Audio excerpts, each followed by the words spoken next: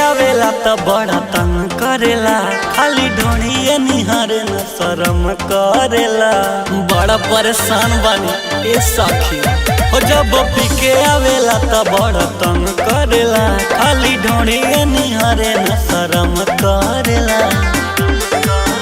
सुतला कमरिया पकड़ के काम करे गांधी हो, मथला जवानी जैसे अदाही के हांडी हो, मथला जवानी जैसे अदाही के हांडी हो, मथला जवानी जैसे। अरे माई रे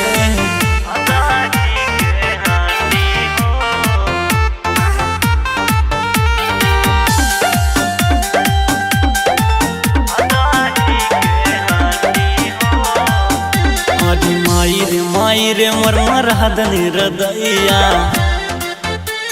बड़ा कसाई बा करेला दर्द जब बथे करी हैया। ए सखी का बताई सुना ना। अरे माई रे मर हदनी हृदया,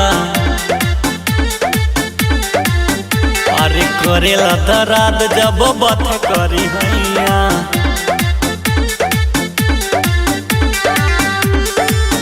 कमरा के किली पाला कोई देला बंदी हो, मथला जवानी जैसे अदाही के हांडी हो, मथला जवानी जैसे अदाही के हांडी हो, मथला जवानी जैसे।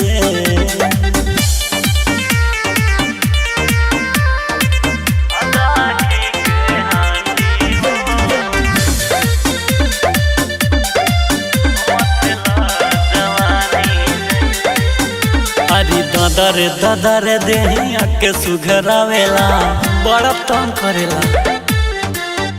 अरे मुआ न मराद रात रात भर सतावेला, का बताई के सखी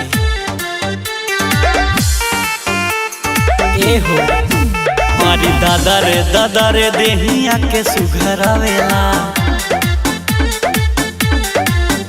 अरे मुआ न मराद रात रात भर सतावेला।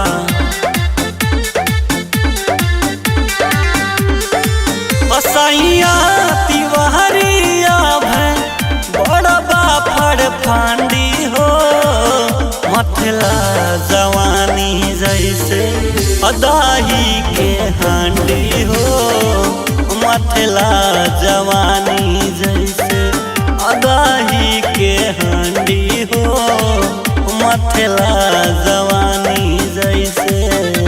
परेशान का के छोड़ देला ए सखी।